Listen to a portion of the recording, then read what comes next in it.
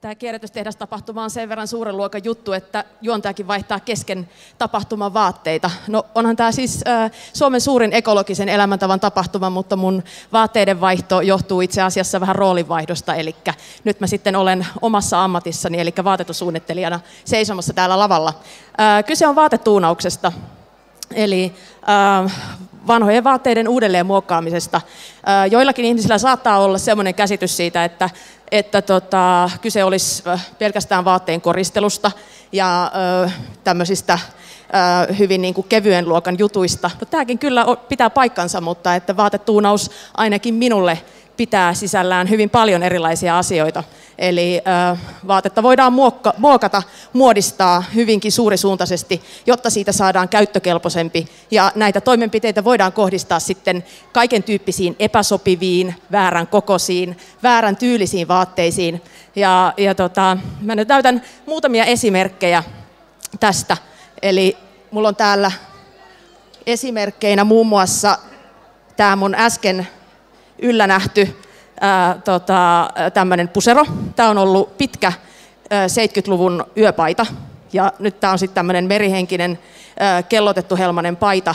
Ja tämäkin menee tähän vaatetuunauksen kategoriaan. Eli pääntietä on vähän muutettu, sieltä on poistettu resoreita ja tietysti se pitkä pituus on nyt sitten saksittu tämmöiseksi lyhkäiseksi kellohelmaksi ja sitten tähän on tehty vielä tätä merihenkisyyttä korostamaan tämmöinen merimieskaulus. Vaatetuunaus voi olla myöskin sitä, että vaan ihastutaan siihen raaka-aineeseen.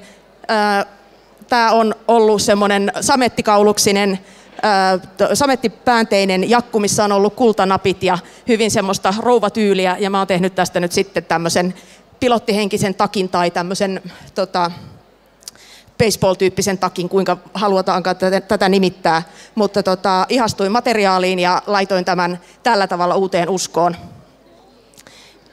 Monet saattaa tuntea tämän materiaalin, eli tämähän on vanha aamutakki, tämmöinen tikattu, ja mä oon sitten sen pituuden muuttanut tämmöiseksi lyhyeksi, tehnyt tästä tämmöisen lukunutun, ja kun mulla on ollut paljon sitä materiaalia siinä pitkässä takissa, niin mä oon tehnyt hyvin tämmöiset tyttömäiset puhvihihat tähän.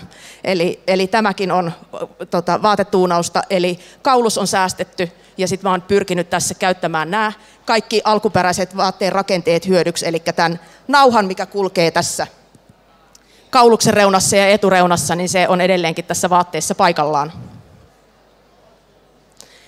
Tässä on tämmöinen alkujaan lantiomittaisena noin 4 numeroa liian suurena ostettu jakku, jossa on ollut isot 3 senttiä halkasijaltaan olevat napit, ei minkäänlaista kaulusta ole ollut, ja mä oon tehnyt tästä vähän tämmöisen prätkärotsihenkisen takin.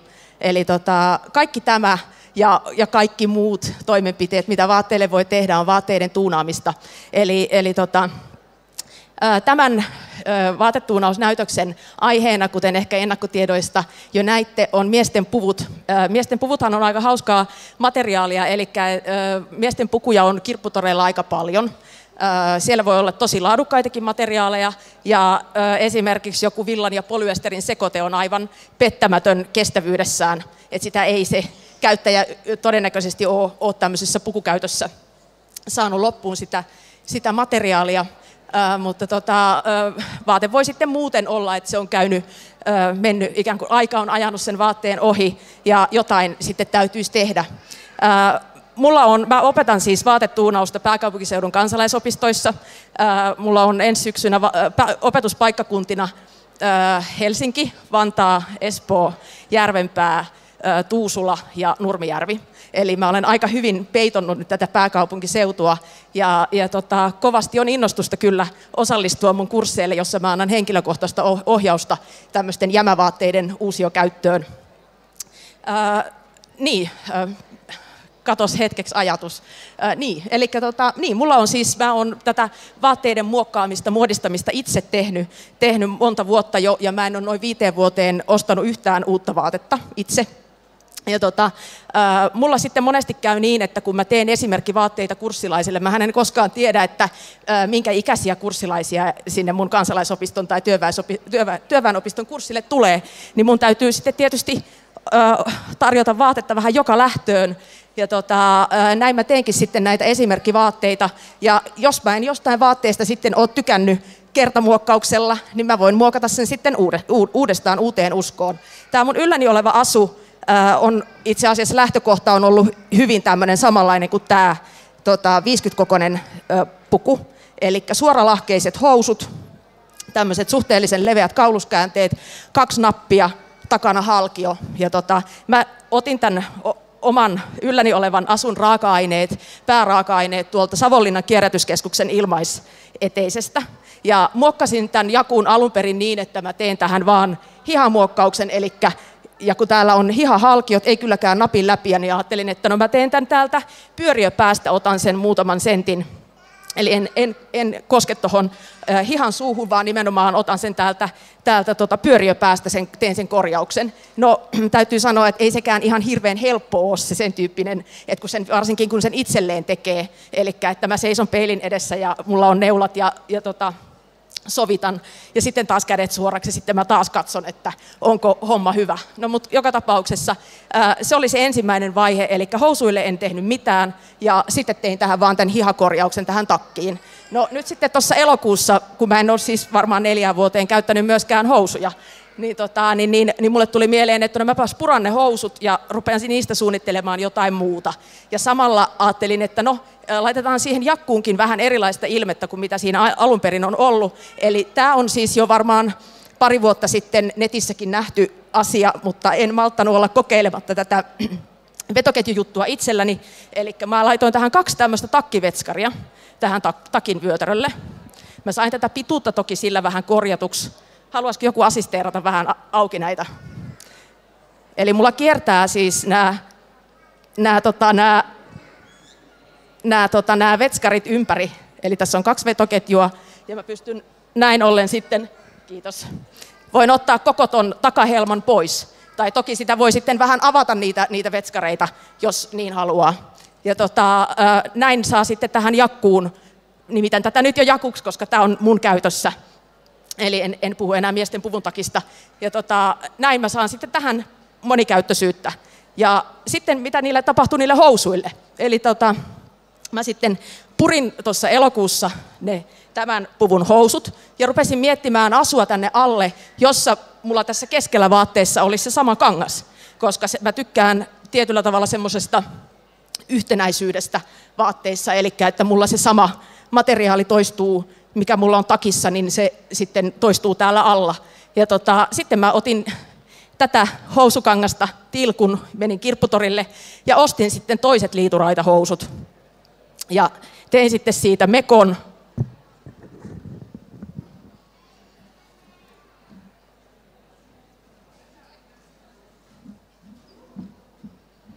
Eli tein tästä tämmöisen kotelomekon, jossa on sitten käytetty se uusi liituraitahousu tänne sivuun.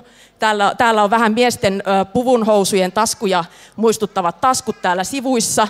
Ja sitten mä tein tänne olkapäille tämmöiset 80-90-luvun taitteen tämmöiset levikkeet, eli upotin tähän saumaan semmoisen siipimäisen materiaalin, jolloin mä saan siihen vähän semmoista normaalia kotelomekkoa enemmän ilmettä, eikä tämä kuitenkaan sido mun jatkokäyttöä, eli että mä periaatteessa voin laittaa tänne jopa jonkun paidan tänne alle, eli näin. Ja takaosa on ihan tämmöinen perussysteemi, mutta että sain hyötykäyttöön näin pienellä materiaalisatsauksella tämän puvun ja nämä liituraitahousut. Liituraitahousut maksoi 3 €. Vuorikangas tulee olemaan sitten mun omista varastoista. Vetoketjut ei tämmöiset, Lenikin-vetoketjut ei maksa hirveästi. Tämä vetskari, joka on tässä nämä takkivetskarit, nämä mun mielestä maksoi 13 €. Eli ei ole hirvittävän isoista summista kyse, jos haluaa niitä vaatteita laittaa uuteen uskoon. Mä saan myöskin aika paljon lahjoituksina vaatteita. Ja mä oon siitä onnellisessa asemassa, että mulla on erittäin hyvin pukeutuva isoveli. Ja hän sitten mulle mielellään kerää omia vaatteitaan ennen kuin laittaa niitä muualle kiertoon, niin hän kerää niitä mulle sitten mahdollisiksi raaka-aineiksi. Ja näinpä mä sain sitten 3 pukua tämmöisiä. Tämä on villan, silkin ja kashmirin sekoitetta tämä puku, eli tämmöinen kaksinappinen, hyvin kapeat kauluskäänteet, hyvin ohut villa, näkyy kyllä siitä, että se on vähän nyt kärsinyt tämmöisiä roudausryppyjä saanut, mutta mua kiinnosti näissä puvuissa nimenomaan tämä materiaalin laatu ja tämä laskeutuvuus, eli tämä on todella ohutta tämä villakangas, mikä tässä on. Ja nyt tippuu housut, ei onneksi minulta, mutta täältä. Eli täällä on tämmöiset hyvin kapeat housut. Tämä on siis samanlainen puku kuin mikä mulla on nyt sitten tuossa työn alla. Malli on siis ihan täsmälleen sama näissä kaikissa 3 puvussa. Kapeahkot housut, jossa on ommellut prässit, eli siinä on tuommoinen pieni ommeltu linja tuossa keskellä edessä. Ja tästä mä lähdin sitten suunnittelemaan asua, jotta mun ei tarvitse nyt sitten kesken työnäytöksen vaihtaa vaatteita, niin mä pyydän tähän lavalle Nadian, joka on ystävällisesti lupautunut auttamaan mua. Eli tässä on Nadia. Ja vaikka mä olen tämmöinen hyvin jämäpituinen, eli 160-senttinen vaan, niin Nadia on tämmöinen pidempi nuori nainen, niin me todettiin, että me pystytään kuitenkin näyttämään muutamia juttuja tämmöisen jakun muokkaamisesta. Eli ja myöskin näyttämään, että miten ne vaatteet muuntuu eri tyyliselle ja eri ikäiselle ihmiselle.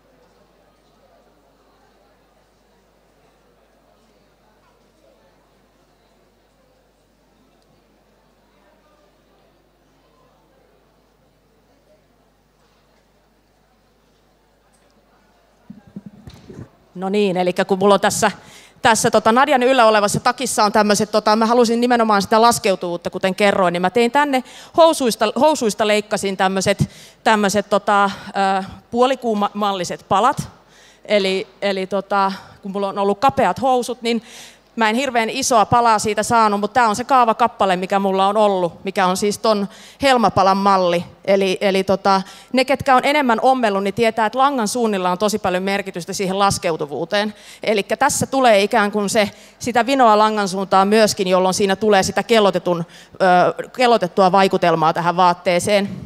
Kun jos se langan suunta olisi täysin suora, niin se vaate menee just niin kuin näin. Eli se putoaa suoraan alaspäin, eikä siihen saa aaltoilevuutta. Itse asiassa ensimmäinen asia, mikä mua tuossa häiritsi tuossa takissa, oli tietysti se, että se on niin hirvittävän leimallisesti, oli miesten takki, ja siinä on tietysti hyvin voimakkaat ollut nuo kannelliset taskut. Eli kuten näette, niin nämä on vähän ongelmalliset, ja sitten kun vaatteen katkaisussa on lyhennetty puvun mitasta ehkä, mitähän se voisi olla, alin nappi, no aika paljon itse asiassa, niin täytyy miettiä myöskin se taskujen suhteen, että ei voi mistä tahansa pätkästä sitä vaatetta, että siihen täytyy jäädä materiaalia jonkun verran siihen taskun alapuolelle myöskin. Ja mä sitten päädyin tekemään ton tyyppisen ratkaisun tuohon, eli kun mulla oli se tasku, joka mulla on itse asiassa täällä, niin mä sitten jotenkin rupesin sitä mielessäni piirtämään tai suunnittelemaan. Mä laitoin tämän mallinuken päälle tämän hihattoman torson, ja sitten mä niin kun ajattelin, että no mä leikkaan nämä pois, voit kääntyä tonne päin myöskin, eli mä leikkaan nämä pois nämä kannelliset taskut. Ja sitten vaan tein, koska mä tietysti vaalin tätä niin kuin kallisarvoista materiaalia, eli tätä pukumateriaalia, niin mä en yleensä sitä käytä tämmöiseen protoiluun, eli sen takia mulla oli tämä kankainen kaavakappale, jonka mä sitten tähän leikattuun aukkoon sovitin. Ja sitten mä laitoin tänne alle niistä housuista leikattua kappaletta, eli siellä on ikään kuin tuommoinen tuplahelma, jolloin se myöskin se helman niin kuin sulkeminen sitten loppuvaiheessa on mahdollista. Sitten tätä toki on kavennettu aika paljon. Tämä on hyvin slimmi, tuommoinen 50 puku ollut alkujaan. Ja mä oon nimenomaan ottanut täältä takasaumasta aika paljon. Nadjalla tämä voisi olla vielä vähän naftimpikin, mutta että, saatte kuitenkin vähän kuvaa tästä. Ja tämä pala on miesten puvun takeissa toki se hankala, eli miesten pukujen hiha on yleensä niin iso, että siihen ei tuommoista kiinteitä hihaa voi millään laittaa, joten mä oon sitten laittanut tähän ihan uuden kappaleen, joka tulee reilusti tonne ylemmäs. Nyt mä sitten näytän, että minkälainen tästä tulee, kun tässä on hihat, koska tämä ei ole hihaton peplumhelmanen pusero vaan eikä toppi, vaan tästä tulee ihan tämmöinen jakku, niin mä nyt sitten ryhdyn laittamaan noita hihoja kiinni, eli ihan neulaamalla tässä vaiheessa. Jos sä vaikka pidät sitä.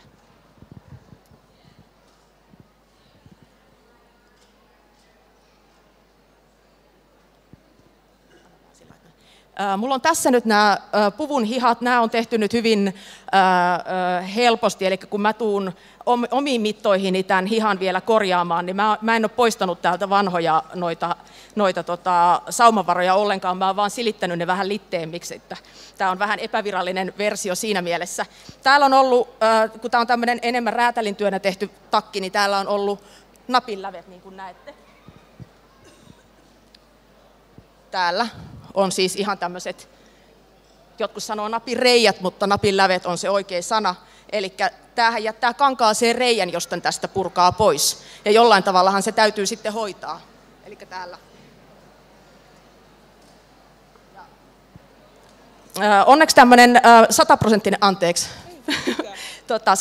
100% villa on hyvin tämmöinen mukautuva, eli tästä saa hyvin helposti erilaisia muotoja aikaiseksi. Mä sitten leikkasin tähän tämmöisen, mä oon harsinut tämän vielä kiinni, että näette mahdollisimman hyvin, minkälainen kappale täällä on. Et kun tässä on kaarevaa muotoa muuten tässä takissa, niin mä laitoin tämmöiset kaareva yläreunaisen kappaleen peittämään ne napin läpien ne reijät, kun mä olin purkanut, jotta mä saan sen kaiken pituuden käyttöön tässä hihassa. Eli tämmöinen.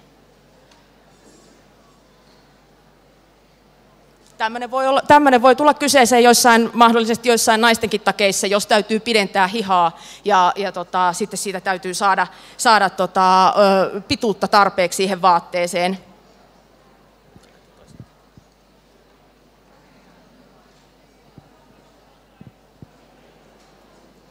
Eli nyt tässä täytyy sitten kiinnittää tämä hiha sillä tavalla, että tähän ei tule mitään hirveitä tämmöisiä viiksiä tai mitään sen tyyppisiä vääränlaisia muotoja. Eli täällä on nyt sitten tämän kapeahkoharteisen, hyvin slimmatuksi leikatun miesten puvun alkuperäinen hartialinja täällä. Käännytäänkö välillä näin päin? Sitten käännetään näin päin.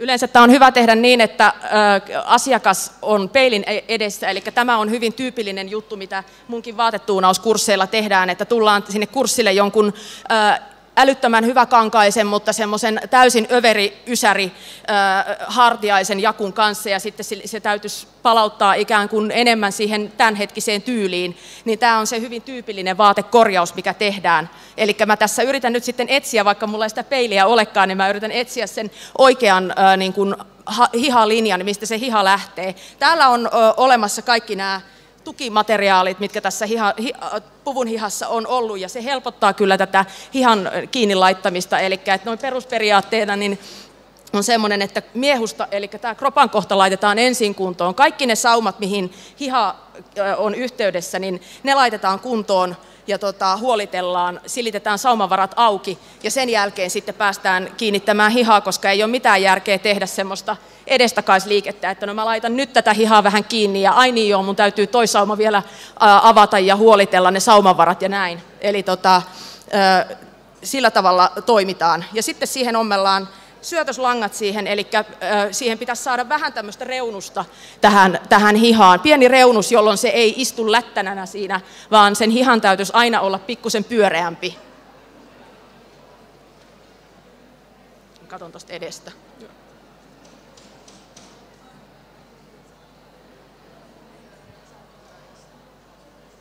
Huuda sitten, jos... Joo.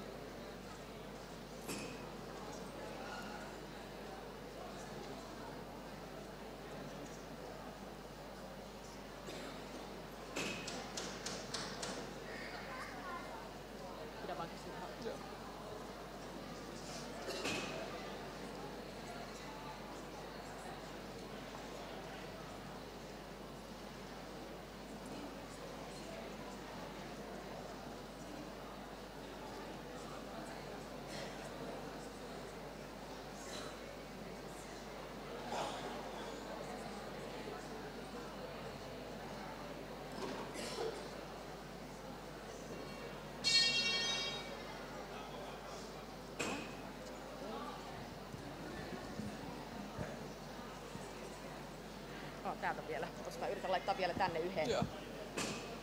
Ei ihan teepaita näy täältä.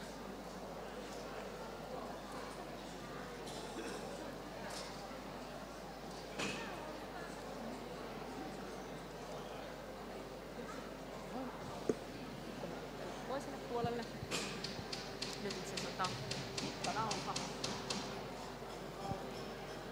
Nyt mä sitten mittaan, kun hiha on hyvin tämmöisellä pikaisella kiinnityksellä kiinnitetty tuohon, niin nyt mä mittaan sitten tietysti ton olkasauman mitan, jolloin mä saan sitten helpommin ton toisen puolen samaan tilanteeseen. Eli että tulee hihat samoille kohdille kiinnitettyä.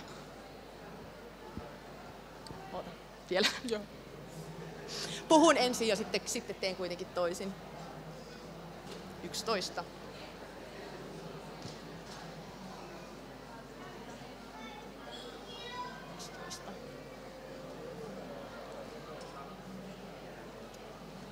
Sulla paidassa kiinni.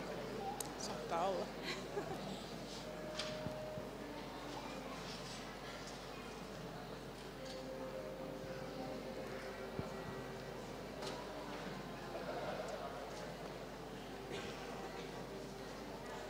Varmaan menee muuten puseroon kiinni nyt. Ei sitten. Tässä on aina hyvin suuri mahdollisuus, että mä saan tämän niin kuin asiakkaan puseroon kiinnittämään, mutta ehkä se siitä lähtee irtikin vielä.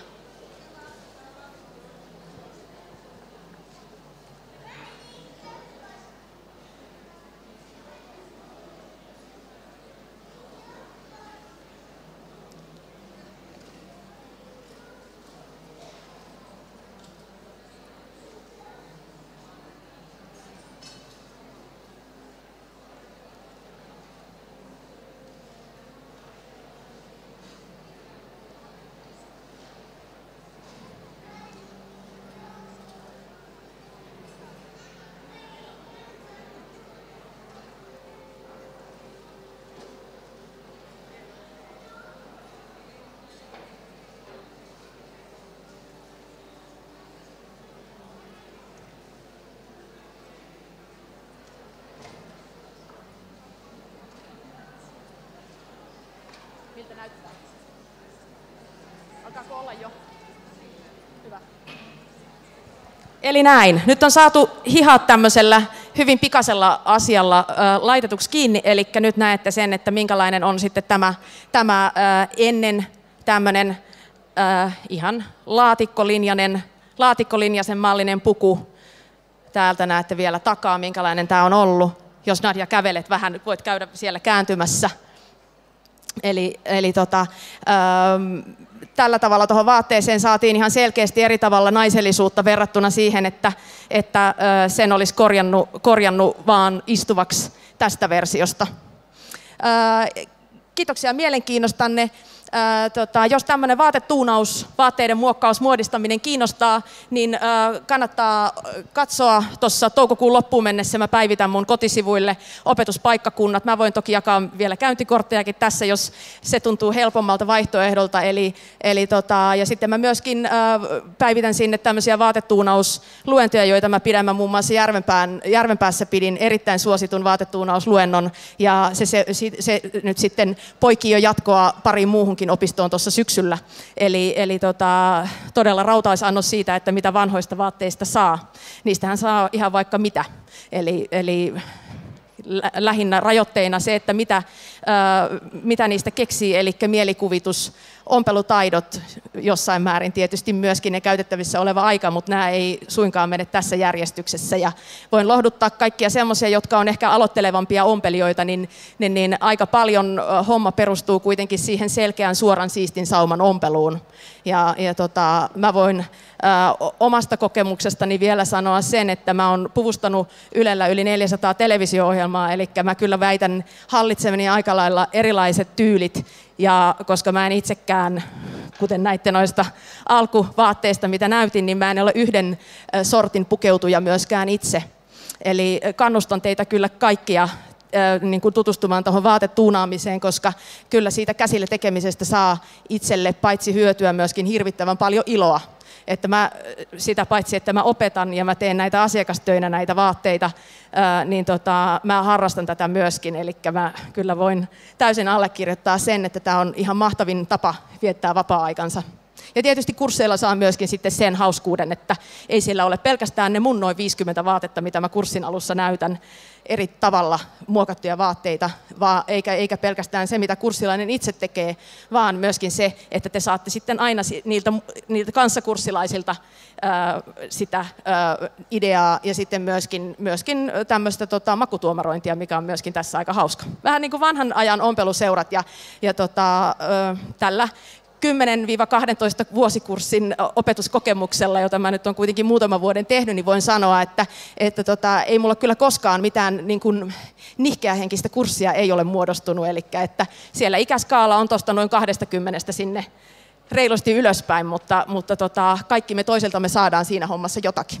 Mutta me voidaan tosiaan Nadjan kanssa tässä vaiheessa kiittää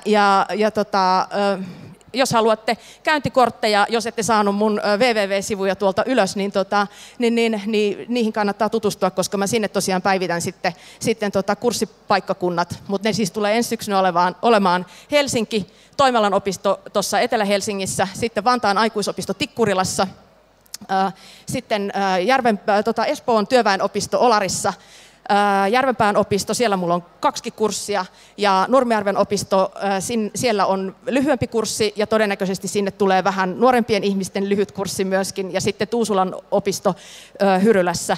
Eli mä mielelläni matkustan myöskin vähän oman kotikaupunkini ulkopuolelle, jotta mä saan levittää tätä hyvää asiaa. Kiitos teille.